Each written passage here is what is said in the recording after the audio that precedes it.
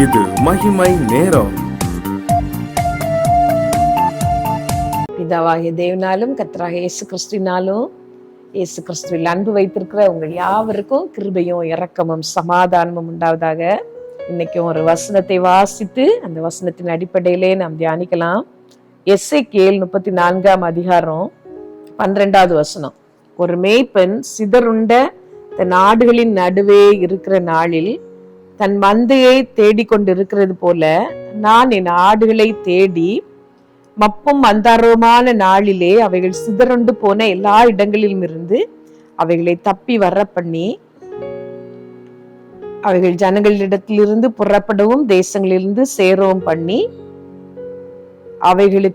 அவைகளுடைய சுய தேசத்திலே அவைகளை கொண்டு வந்து இஸ்ரவேல் மலைகளின் மேலும் ஆறுகள் அண்டையிலும் தேசத்தின் சகல வாசஸ்தலங்களிலும் அவைகளை மேய்ப்பேன். இந்த வசனத்துல கர்த்தர் சொல்வது, சிதறுண்ட ஆடுகளை நான் கூட்டி சேர்ப்பேன் என்று சொல்லி. இந்த நல்ல மேய்ப்பன் செய்கிற ஒரு காரியம், சிதறி போகிற ஆடுகளை அவர் கூட்டி சேர்க்கிறாராம். என்னதான் நல்ல புல்லு தந்தாலும், என்னதான் அமர்ந்த தண்ணீர்கள் அண்டையில் தந்தாலும், இக்கரைக்கு அக்கறை பச்சை என்று ஓடி போகிற ஆடுகள் நிறையவே உண்டு. அந்த ஆடுகள் மேய்ப்பனை விட்டு ஓடி போகிறது, சிதறி போகிறது. அந்த மேய்ப்பனுடைய மந்தைக்கு உட்பட்டு இருக்க பிரியமில்லாமல் ஓடி போகிறது. அந்த ஆடுகளுக்கு போகும் பொழுது தெரிவதில்லை, நாம் தப்பான வழிகளிலே போகிறோம், கடைசியிலே இது நம்முடைய நித்தியத்தை இழக்க செய்கிற வழிகள் என்று ஆடுகளுக்கு தெரிவதில்லை. ஆனால் மேய்ப்பனுக்கு தெரியும், இந்த ஆடுகள் புத்தீனமாக இழந்து போகிறதே, இந்த ஆடுகளுடைய ஆசீர்வாதங்களை நித்திய ஜீவனை இழந்து போகிறதே என்று சொல்லி இந்த மேய்ப்பன் நன்றாக அறிந்திருக்கிறான். இந்த ஆடுகள் திரும்பி வர வேண்டும் என்று சொல்லி அந்த மேய்ப்பன் காத்திருக்கிறான். அந்த ஆடுகள் தூரமாய் தள்ளுண்டு போயிருந்தாலும், தூரமாய் விலகி போயிருந்தாலும் அந்த மேய்ப்பன் அப்படியே போகட்டும், அதை விட்டு விடுவோம் என்று சொல்லி விட்டு விடுவதில்லை. துரத்துண்ட எல்லா இடங்களிலும் இருந்து அதை கூட்டி சேர்க்கிறார் என்று சொல்லி வேதத்திலே நாம் வாசிக்கிறோம். எப்பொழுது இந்த ஆடுகள் சிதறண்டு போகிறது, கர்த்தருடைய மந்தையில் இருக்கிற ஆடுகளை பற்றி நான் சொல்கிறேன். எப்பொழுது இந்த ஆடுகள் சிதறி போகிறது என்று நாம் வேதத்திலே பார்க்கும் பொழுது, ஒன்று பாவம் செய்யும் பொழுது அது சிதறி போகிறது. வேதத்துல நான் வாசித்தோமானால், ஆதி மனிதர்களாகிய ஆதாமும் ஏவாளும் இன்பமான ஏதேனிலே வசித்து வந்தார்கள். கர்த்தருக்கு இயலாத பாவம் செய்த பொழுது அவர்கள் சிதறடிக்கப்பட்டார்கள். ஆண்டவர் அந்த ஏதேன் தோட்டத்திலே கருக்குள்ள வீசுகிற சுடரொடி பட்டயங்களை வைத்தார்.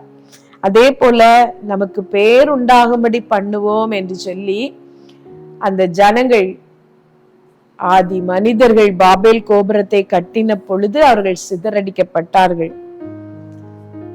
இஸ்ரவேல் ஜனங்கள் கர்த்தரே தெய்வம் என்று அறிந்த பிறகும் அவருடைய கை வல்லமையை, அவருடைய பலத்த அற்புதங்களை எல்லாம் ருசித்த பொழுதிலும், அந்நிய தேவர்களை நாடி போன பொழுது அவருடைய தேசத்திலே இருக்கக்கூடாத படிக்கு சிதறடிக்கப்பட்டார்கள். இதே போலதான் கர்த்தரை தெய்வமாக கொண்ட ஜனம் பாக்கியம் உள்ளது.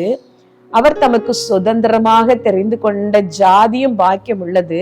ஆனால் எப்பொழுது இந்த ஜனமும் இந்த ஜாதியும் பாவம் செய்கிறதோ, அப்பொழுது அந்த பாக்கியமான வாழ்க்கையிலிருந்து சிதறடிக்கப்பட்டு போகிறார்கள். அதே போல இன்னொரு காரணம் வேதத்துல சொல்லப்பட்டிருக்கிறது. ஓநாய் வருகிறதை கண்டு ஓநாய் வந்து ஆடுகளை சிதறடிக்கும் என்று சொல்லி இயேசு கிறிஸ்து சொல்லி இருக்கிறார். யோவான் 10 அதிகாரத்துல பலத்த போராட்டங்கள் வரும் பொழுது சிதறுண்டு போகிறவர்கள் உண்டு. அப்படி சிதறுண்டு போகிற ஆடுகளை அப்படியே போகட்டும் என்று சொல்லி விட்டு விடுகிறவர் அல்ல நம்முடைய மேய்ப்பராகிய இயேசு கிறிஸ்து. அவர் தேடி திரிகிறாராம். 100 ஆடுகள் இருக்க ஒன்றே ஒன்றுதான் காணாமல் போயிருக்கிறது. இந்த 100 ஆடுகளின் சந்தோஷத்தையும் நாம் அனுபவித்து கொண்டு இங்கே இருப்போம் என்று சொல்லி அந்த மேய்ப்பன் இருக்கவில்லை. அந்த 100 ஆடுகளையும் வனாந்திரத்திலே விட்டு போய் காணாமல் போனதை தேடி தன்னுடைய தோள் மேல் போட்டு கொண்டு வந்த நல்ல மேய்ப்பனவர். இந்த செய்தியை கேட்கிற நீங்களும் கூட ஒருவேளை நல்ல ஆரம்பம் உங்கள் வாழ்க்கையிலே இருந்திருக்கிறது. நீங்கள் ரட்சிக்கப்பட்டீர்கள், ஆண்டவரோடு ஒரு இன்பமான வாழ்க்கை வாழ்ந்தீர்கள், பாவத்தை எல்லாம் வெறுத்து தள்ளினீர்கள், நன்றாக நீங்கள் ஓடினீர்கள் அவரோடு கூட உள்ள ஓட்டத்துல. ஆனா இந்த நாளிலே உங்களுக்கும் அவருக்கும் சம்பந்தம் இல்லாதது போல ஒரு வாழ்க்கை, திருமணமான பிறகு கர்த்தரை நினைப்பதையே நீங்கள் விட்டு விட்டீர்கள். ஒருவேளை உங்கள் வாலிப நாட்களிலே ஒரு நல்ல வேலை கிடைக்க வேண்டும் என்பதற்காக ஒவ்வொரு கோயிலுக்காக நீங்கள் போயிருக்கலாம், ஒவ்வொரு கூட்டத்திற்காக நீங்கள் போயிருக்கலாம், யார் தீர்க்க தரிசனம் சொல்வார்கள் என்று நீங்கள் தேடி போயிருக்கலாம்.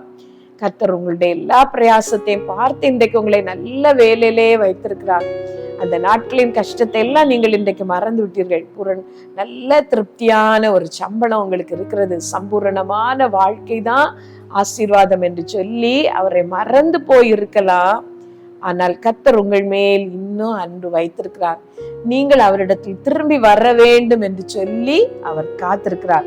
சிதறுண்ட ஆடுகளை சேர்த்து கொள்ளுகிற நல்ல மேய்ப்பனவர். இதை கேட்கிற உங்களுடைய மனசாட்சியும் கூட, ஐயோ கொஞ்சம் இந்த உலக ஆசீர்வாதத்தை அனுபவிக்கலாம், கொஞ்சம் இந்த நட்பை நாம் அனுபவிக்கலாம், கொஞ்சம் இந்த காரியத்திலே என்னை நான் ஈடுபடுத்தி கொள்ளலாம் என்று சொல்லி தொடங்கின அந்த காரியங்கள் ஆண்டவரை விட்டு உங்களை வெகு தூரமாக இழுத்திருக்குமானால் நீங்கள் திரும்புங்கள். கர்த்தர் உங்களுக்காக காத்திருக்கிறார். எப்படி அந்த இளைய குமாரன் வருவதை எதிர்பார்த்து அந்த தந்தை காத்திருந்தாரோ அதே போல ஆண்டவர் உங்களுக்காக காத்திருக்கிறார். அந்த ஆதி அன்பை நினைத்து பாருங்கள். மனிதர் எல்லாம் உங்களை கைவிட்ட பொழுது அவர் உங்களை அணைத்து உங்களோட அன்பாய் பேசி உங்களுக்கு தந்த அந்த எல்லா ஆசீர்வாதங்களையும் நினைத்து பாருங்கள். இன்றைக்கு அந்த ஆசீர்வாதம் பெரிதாக தெரிகிறதானால், கர்த்தாவே எனக்கு அதை மன்னியும், உம்மை நேசிக்கிற அன்பை என்னுடைய உள்ளத்திலே ஊற்ற நான் திரும்பி வருகிறேன் என்று சொல்லி அவரிடத்திலே நீங்கள் திரும்பி வாருங்கள். கர்த்தர் உங்களை பற்றி சந்தோஷப்படுவார். அவர் மாத்திரம் இல்ல, முழு பரலோகமும் சந்தோஷப்படுகிறது என்று சொல்லி வேத வசனம் சொல்லுகிறது. நீங்கள் திரும்புங்கள் என்று கர்த்தர் உங்களோடு பேசுகிறார். கர்த்தர் உங்களுக்கு ஒரு தருணம் கொடுக்கிறார். இன்னும் தாமதமாகவில்லை, இது ஏற்ற நேரம். நீங்கள் அவரிடத்திலே திரும்புவதற்குரிய ஒரு காலம். நீங்கள் செய்ய வேண்டியதெல்லாம், ஏசப்பா நான் திரும்ப வருகிறேன், உம்முடைய அன்புக்குள்ளால நான் வந்து விட்டேன் ஏசப்பா, எனக்கு அந்த அன்பு வேண்டும், உம்முடைய இன்பமான பிரசனை எனக்கு இன்னும் வேணும், உம்மோடு கூட என்னை இழுத்து கொள்ளும் என்று சொல்லி கேளுங்கள். நான் உம்மை விட்டு போனதற்காக நான் மனம் வருந்துகிறேன் ஆண்டவரே, அந்த ஆதி காலத்தின் சீரை எனக்கு தாரும் என்று சொல்லி கேளுங்கள். நீங்கள் விட்டு வந்த அந்த பழைய பாவ வாழ்க்கையை திரும்பவும் பாராதபடிக்கு முன்னோக்கி போக ஆண்டவரிடத்திலே நீங்கள் ஒப்பு கொடுங்கள். கர்த்தர் உங்களை ஆசீர்வதிப்பார். ஒரு நிமிஷம் உங்க கண்களை மூடி நீங்கள் யோசித்து பார்ப்பீர்களா? உங்களையும் ஆண்டவரையும் பிரித்த அந்த உறவு எது? உங்களையும் ஆண்டவரையும் பிரித்த அந்த ஆசீர்வாதம் எது? அதை விட்டு ஆண்டவரே நான் அந்த ஆசீர்வாதத்தை பெருமையாக நான் எண்ண மாட்டேன், அதற்காக உமக்கு நன்றி சொல்லி உம்மோடு கூட உள்ள அந்த பழைய வாழ்க்கையை நான் தேடுவேன் ஆண்டவரே என்று சொல்லி ஒப்பு கொடுப்பீர்களா? ஹல்லேலூயா, ஹல்லேலூயா. தேவ பிரசன்னம் உங்க மேல இறங்குது. உங்க அன்பை ஆண்டவர் நினைக்கிறார். நீங்க அவருக்காக பட்ட பிரயாசங்களை அவர் நினைக்கிறார். நீங்கள் திரும்பி வர அவர் காத்திருக்கிறார். அவருடைய கரத்திலே உங்களை ஒப்பு கொடுப்பீர்களா? ஏசப்பா நான் திரும்பி வந்துட்டேன்னு சொல்லுங்க. அந்த கெட்ட குமாரனை போல உமோடு கிட்டி சேர நான் வருகிறேன் ஆண்டவரே என்று சொல்லுங்கள்.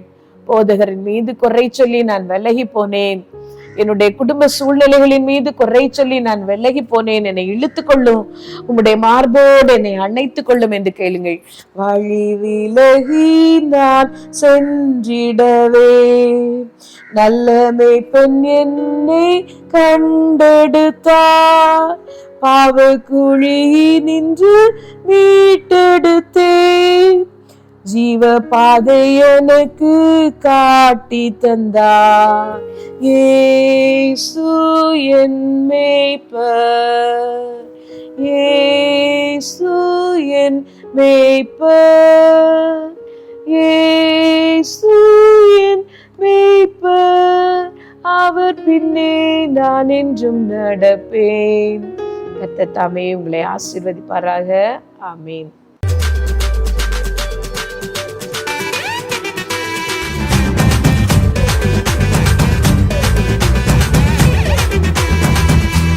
மகிமை